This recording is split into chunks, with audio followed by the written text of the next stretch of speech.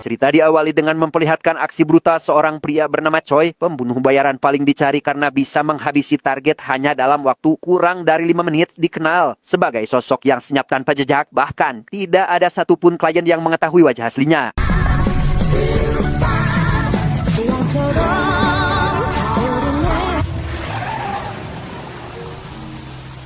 Dan kisah akan berfokus pada seorang pria tampan rupawan bernama Jae, seorang figuran yang nasibnya tak seberuntung pajar sad boy. Saking putus asanya dengan hidup, ia sempat akan bundir namun niatnya harus tertunda saat ibu kos memanggilnya untuk makan mie yang ternyata hanyalah sebuah alasan agar bisa menagih sewa yang sudah menunggak beberapa bulan.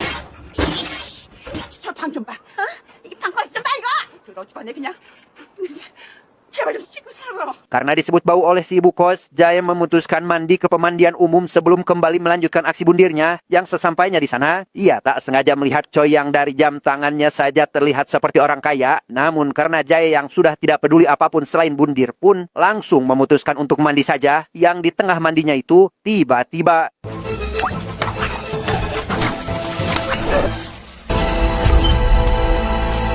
ya, sabun batang Jae tak sengaja membuat Choi jatuh hingga tak sadarkan diri dan membuat kunci loker miliknya menggelinding ke arah Jae. Sempat berniat baik akan mengambilkannya, Jae tiba-tiba kepikiran untuk menukar kunci lokernya dengan milik Choi hanya agar bisa merasakan hidup kaya sebelum mati.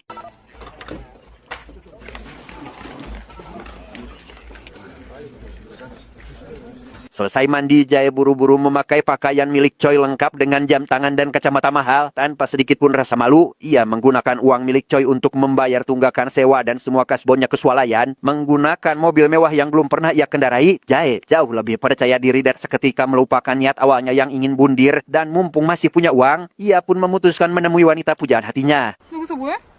야, 오랜만이다. 잘 지냈어? 극단 해체되고 지금 처음 보는 거지. 그냥 뭐 이것저것. Rupanya Jae akan membayar hutangnya pada si wanita itu. Meski sudah pede dengan mobil dan jas hitamnya, Jae malah dibuat patah hati saat mendengar jika wanita itu akan menikah bulan depan. Hal itu tentu saja membuatnya galau dan kembali sadar bahwa ia tetaplah Jae yang tak memiliki harta apa-apa. 윤재석, 네 거 아니잖아. Akhirnya Jae memilih mengembalikan semua barang milik Choi yang sedang dirawat di rumah sakit. Namun setibanya di sana, ia dibuat terkejut saat mengetahui bahwa rupanya Choi mengalami amnesia dan bahkan tidak mengingat namanya sendiri. Choi mengira jika dirinya bernama Jae atas kartu asuransi yang ditemukan di dalam saku bajunya. Menyadari kesalahpahaman itu, Jae kembali bersandiwara bahwa ia hanya ingin menjenguk Choi karena kebetulan melihatnya kecelakaan di tempat pemandian. 이거 가져가셔야죠.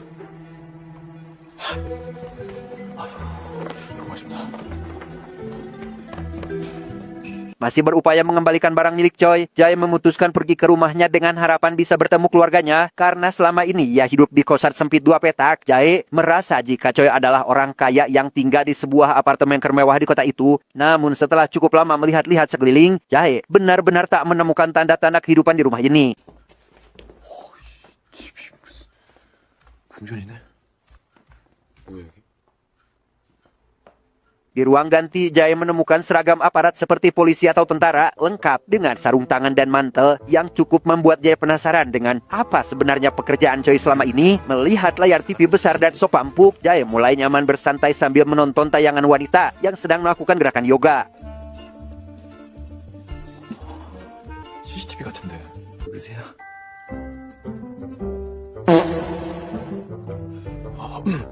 Merasa bebas karena rumahnya kosong, Jae tahu-tahu sudah menghabiskan banyak sekali makanan di rumah itu. Bangun tidur, ia dibuat terkejut saat tayangan TV memperlihatkan aksi seorang wanita yang tampak sedang akan menusuk perutnya dengan pisau. Namun selang beberapa menit, Jae sadar jika wanita itu hanya sedang latihan akting di depan kamera.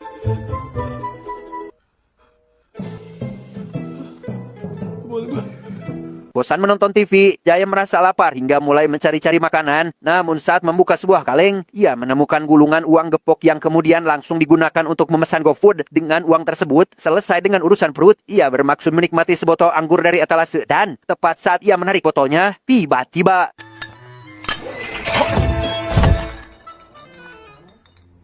Ya, Jaya yang tak sengaja membuka ruangan rahasia pun langsung memasuki ruangan itu. Di sana ia menemukan senjata, kamera pengintai, serta beberapa kartu tanda pengenal milik Choi. Yang paling mengejutkannya lagi adalah ada foto si wanita terpajang dengan nama Enjo, wanita yang kerap yoga dan dipantau dengan CCTV, yang ternyata adalah DPO karena diketahui melaporkan kasus korupsi anggota DPR yang diketahui menghilang. Bersamaan dengan USB berisi bukti hingga Jaya akhirnya mengerti jika pekerjaan Choi bisa jadi adalah seorang informan atau detektif yang sedang memantau pergerakan Jo.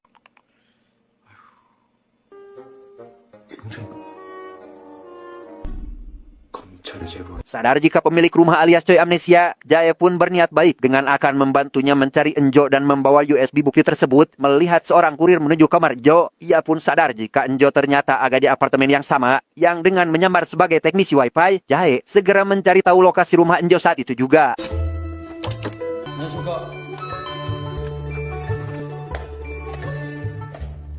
Tak menemukan hasil apapun, Jaya kembali ke kamar hingga menyadari bahwa keberadaan Enjo ternyata tepat di atas kamar ini. Tanpa membuang waktu, Jaya lekas mendatangi kamar Enjo untuk berkenalan dan basa-basi busuk sebagai tetangga, di mana Enjo terlihat waspada dan tidak nyaman terlebih karena Jaya merupakan orang asing, sehingga ia langsung menutup pintu meski Jaya masih berbicara. 죄송합니다. 조심하겠습니다. 또 밖에서 볼 수도 있으니까 또 반갑게 인사하고 얘기도 하고 쉬세요. 좋은 시간 되세요. Jaya tak pernah sedikit pun kehilangan jejak Enjo dan selalu mengikutinya kemanapun ia pergi, termasuk saat ini ketika ia mendengar jika Enjo berencana pergi ke luar negeri selama 1 bulan kepada neneknya di panti jompo. Selesai dengan si nenek, Enjo tiba-tiba berlari kecil setelah menyadari keberadaan seseorang yang ternyata adalah sosok yang ada dalam berita di ruang rahasia, sehingga membuat Jaya lekas membantu Enjo untuk bersembunyi dari pria itu.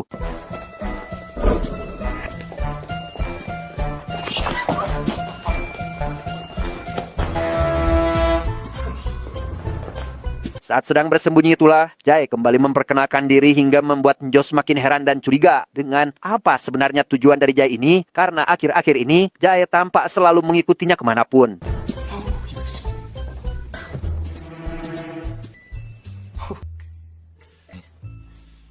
Malam harinya tepat pada malam Kamis, Jaya melihat Enjo sedang berkemas dan bersiap akan pergi melalui CCTV yang terpasang di rumahnya. Jaya langsung memantau pergerakan Enjo dari belakang yang justru malah berdiam seolah sedang menunggu seseorang. Yang karena malam itu Enjo batal berangkat, Jaya pun mulai memanfaatkan kesempatan untuk mendekatinya, seperti berpura-pura makan di tempat yang sama atau berbelanja ke mall, hanya agar bisa terus mengawasi Enjo kemanapun.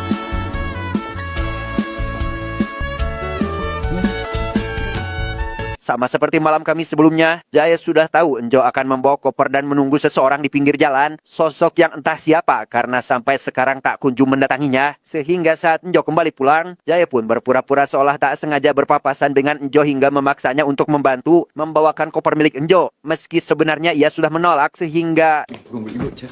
괜찮아요. 제가 할 수 있어요.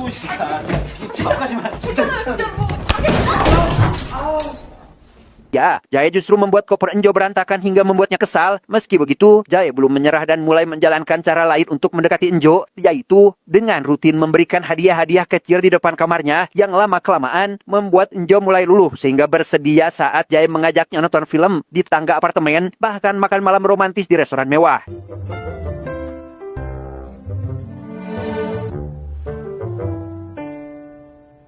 Saat baru keluar dari rumah sakit pasca kecelakaan, Choi harus membayar tagihan rumah sakit yang sangat mahal dan uang di dompetnya hanya tersisa 2.000 won lagi. Ia akhirnya terpaksa meminta bantuan seorang wanita bernama Rina untuk membayar tagihan tersebut dan mengantarkannya pulang karena Choi sama sekali tak mengingat apapun termasuk tempat tinggalnya. 기록상실 찍어요. 얼마예요? 92만 원이요. 네? 카드 갈게요.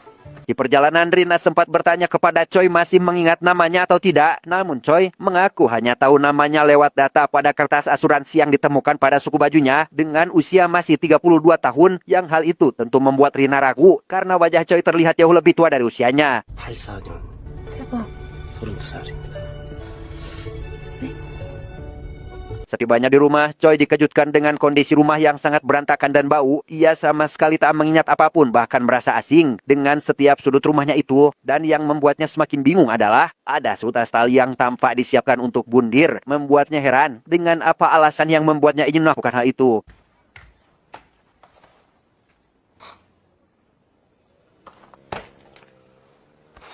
Esok harinya Choi mencoba menemui para tetangga namun tak satupun dari mereka mau mendengarkan pertanyaannya. Yang di tengah kebingungannya itu, ia menghampiri seorang pria dengan harapan orang itu tahu sesuatu tentang hidupnya. Namun belum juga selesai bicara, tiba-tiba 모르면 그냥 지나가지.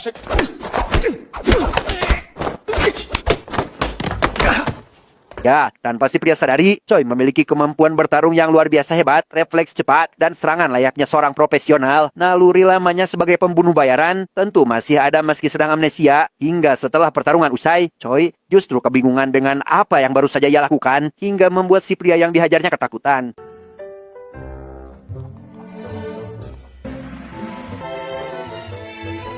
Masih di hari yang sama, Rina mendapati Choi sedang batuk-batuk setelah mencoba udud yang sempat dikira akan disukainya. Kebetulan saat itu Rina lewat di depan rumah Choi dan segera menghampiri untuk menolongnya, di mana Choi mengaku sedang menuliskan hal-hal yang ia suka, dan untuk sementara ini, ia sadar sangat menyukai beres-beres dan cukup terampil dalam menggunakan pisau, karena setelah semua ruangan bersih, Choi mengaku pikirannya jauh lebih tenang dari sebelumnya. 청소를 좀 좋아하는 것 같습니다. 청소. 어머, 여기 싹 다 치웠네? Mengingat Choi masih memiliki hutang, Rina pun mendapat ide untuk mempekerjakannya di rumah makan milik ibunya, hanya untuk sekedar bersih-bersih atau mengangkut barang-barang yang berat. Dan setelah sempat terjadi sedikit drama dari sang ibu yang ragu menerima orang asing, akhirnya Choi diperbolehkan bekerja setelah Rina menjelaskan semuanya dengan jujur. 소리 하지 마라. 떡볶이 드는데 나 저 사람한테 받을 돈도 있어. 무슨 돈? 좋아요. 일어나세요. Tak disangka, semua orang dibuat takjub saat Choi rupanya bisa memotong kimbab dengan hasil yang begitu rapi, indah, perfect. Bahkan saking estetiknya, membuat para pembeli merasa sayang saat hendak memakannya, yang mana rumah makan itu kini menjadi tempat makan favorit semua orang, termasuk para remaja sekolahan.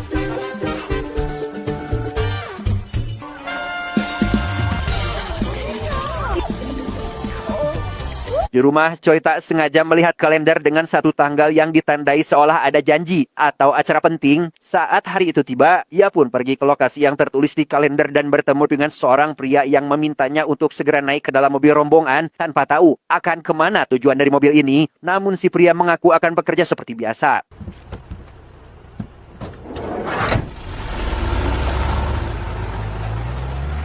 Setibanya di tempat tujuan, Choi barulah menyadari jika rombongan itu rupanya adalah pekerja lepas sebagai figuran film. Namun karena ini baru pertama kali setelah amnesia, Choi terus saja berganti-ganti peran karena selalu gagal pada setiap peran yang dimainkannya. Hingga sampai tiba di pembagian gaji, Choi meminta semua data pekerja untuk mencari tahu alamat rumah keluarganya. 잠깐 좀 봐도 될까요? Tiba di alamat keluarganya, Choi tidak langsung menyapa karena dibuat sedih saat mendengar ocehan si tukang cukur yang ia duga adalah sang ayah menceritakan keburukan anaknya pada pelanggan lain. Padahal yang sebenarnya, si tukang cukur tidak mengenali Choi selama ini. 보면 따뜻한 말이라도 있어. 아, 내가 알아서 해. 아니요. 아, 그게 왜 아들 얘기 꺼내가지고 이 손님 가셨어? Alhasil, Choi mulai sadar alasan mengapa ia ingin mengakhiri hidup, yaitu tentu karena tuntutan sang ayah yang selalu meremehkan pekerjaannya sebagai figuran. Hingga saat ia pulang, rupanya ia sudah ditunggu oleh Rina dan ibunya karena pelanggan menanyakan Choi yang seharian menghilang. Melihat raut wajah Choi sedikit berbeda, Rina pun lekas bertanya apa yang terjadi kepadanya. Choi mengaku jika dirinya mulai mengingat siapa ia di masa lalu. 뭘로? 상태가 더 나빠진 거 아니니? Atas perkataan sang ayah beberapa hari lalu, Choi kini mulai berambisi menjadi aktor terbaik dengan mulai melatih fisiknya setiap sebelum syuting. Ia latihan melenturkan mulut agar tidak kaku meski terkadang setiap latihannya membuat para tetangga kontrakan merasa terganggu.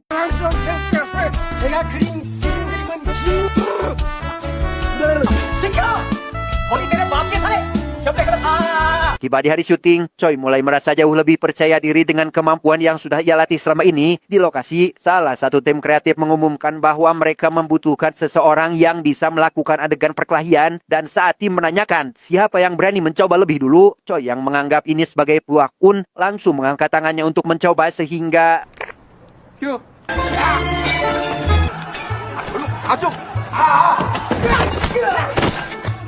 Meski sempat terjadi kekeliruan, Choi mendapat pujian dari sutradara atas kemampuan bela dirinya, bahkan meminta kontak Choi untuk dihubungi, sebab dalam waktu dekat, ia akan diberi peran sebagai tangan kanan bos di film yang akan datang. 병대 출신입니다. 고생하셨습니다. 성함하고 연락처 좀 알려주세요. Seiring berjalannya waktu, Choi berhasil mendapat peran yang cukup berpengaruh meski bukan sebagai karakter utama, sehingga ia perlahan mulai dikenal oleh kalangan dewasa atau remaja sekolahan yang sering mampir ke rumah makan. Bahkan, banyak yang meminta foto bareng ataupun tanda tangan.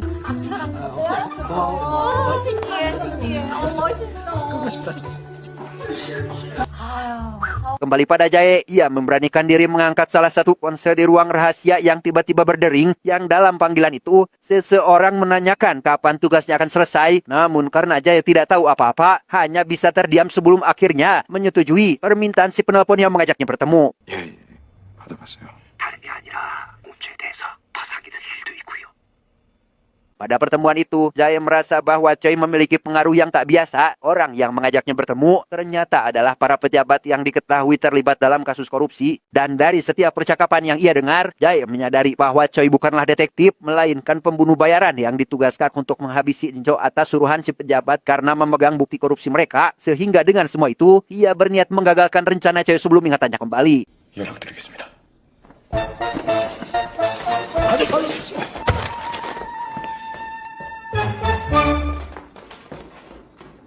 Setelah mengetahui siapa Choi sebenarnya, Jae pun diam-diam membuntuti Choi dari belakang sambil membawa senjata dengan maksud untuk menghabisinya. Namun ketika jarak mereka semakin dekat, Choi justru mengira Jae adalah penggemarnya yang akan meminta tanda tangan. 뭘요? 고맙습니다. 네, 고맙습니다. 예. Sama seperti malam-malam sebelumnya, Enjo kembali membawa koper untuk menemui seseorang. Namun kali ini, Jae tidak hanya mengintip dari jauh, melainkan langsung menghampirinya hingga membuat Enjo kebingungan. Jae menjelaskan bahwa ia tak ingin Enjo masuk ke dalam perangkap Choi dan mengaku bahwa dirinya adalah seorang polisi yang ditugaskan untuk memantaunya. Dan jika Enjo tetap mengikuti rencana Choi, maka sebenarnya ia akan dalam bahaya.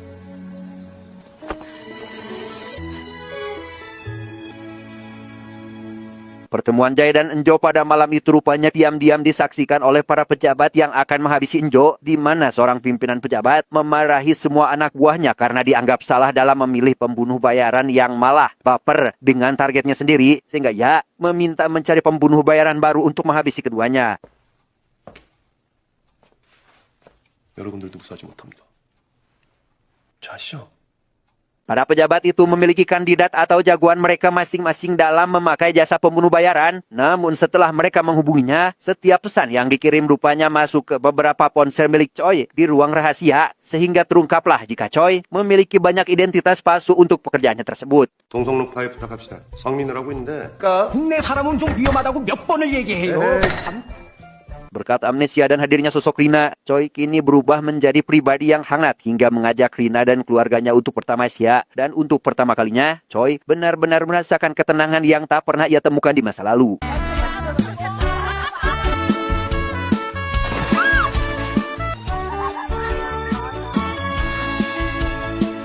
Di perjalanan pulang, semua orang termasuk Choi merasa kelelahan hingga tertidur di dalam mobil. Namun tak berselang lama, Choi pun terbangun dan tak sengaja mendengar alunan musik yang dulu pernah ia putar. Di saat yang bersamaan, ia melihat seseorang membawa koper di jalan, yang mana kedua momen itu seketika memicu ingatan lamanya kembali dan akhirnya ia mengingat sepenuhnya tentang siapa Choi yang sebenarnya. 57분 교통정보를 알려드립니다. 갑자기 비가 내렸는데요. 모든 도로가 가다서다를 반복하고 있습니다. Choi akhirnya pulang ke rumah dan curiga jika rumahnya ini sempat ditempati seseorang. Memeriksa ruangan rahasia, ia mendapati salah satu ponselnya mendapat pesan baru berisi gambar Jae bersama Enjo. Dan bertepatan dengan itu, Choi melihat rekaman CCTV jika keduanya sedang bersiap untuk pergi, sehingga membuatnya begitu kesal karena Jae telah menggagalkan semua rencana yang dibuatnya.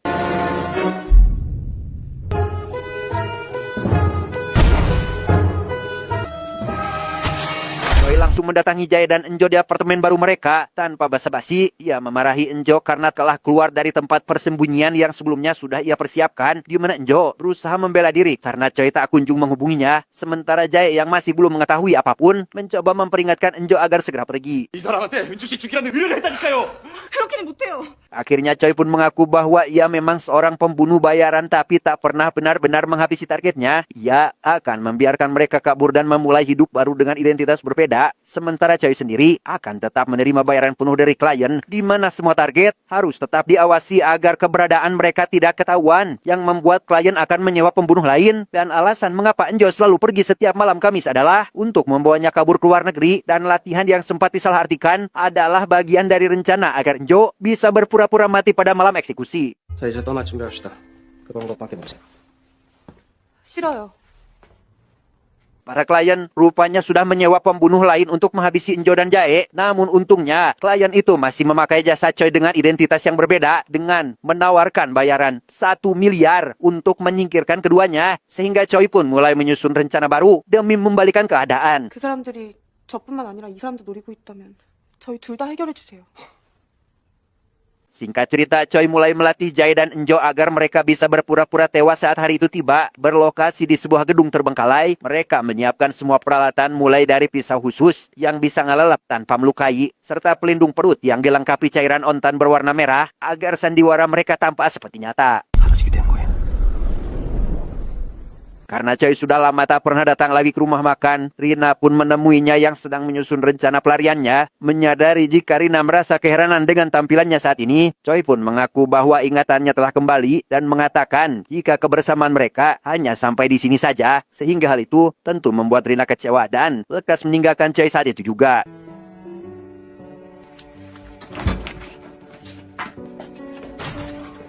Meski sempat dibuat kecewa dan sakit hati, Rina masih diliputi rasa penasaran dan khawatir hingga memutuskan untuk diam-diam mengikuti Choi yang terlihat menaiki mobil menuju ke suatu tempat yang ternyata Choi akan segera melancarkan aksi besar yang sudah direncanakan sebelumnya.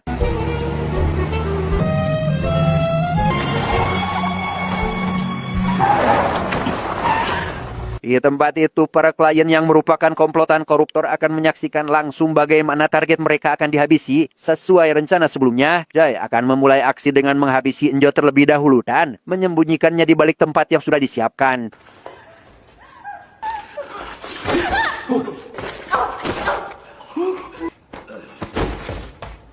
Selesai dengan Jo, kini tiba giliran Choi yang juga akan bersandiwara untuk menghabisi Jae, di mana Jae sempat protes kepada para klien karena berpura-pura tidak mengenali Choi sampai akhirnya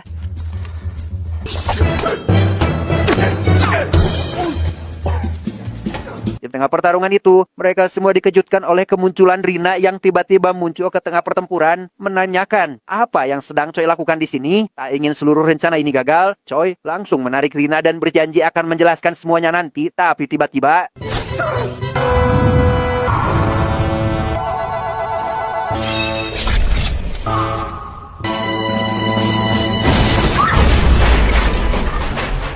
ya, sebuah kontainer besar tiba-tiba jatuh dan menimpa mereka bertiga, membuat para pejabat yang menyaksikan panik dan ketakutan. Sementara di dalam kontainer, terlihat Rina sedang dibungkam oleh Choi agar tidak berteriak dan menggagalkan rencana yang sudah mereka susun dengan matang.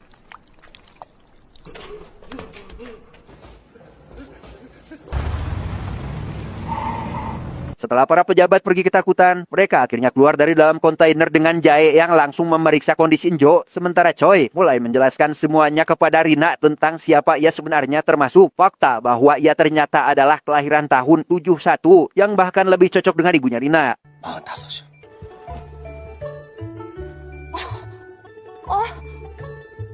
Singkat cerita, kini Choi mulai fokus menata karirnya sebagai seorang aktor dan mulai membintangi berbagai film bergengsi. Sementara dengan Jae, ia juga memulai kembali langkahnya di dunia akting dengan identitas baru. Tanpa disangka, keduanya dipertemukan kembali dalam satu proyek film yang sama.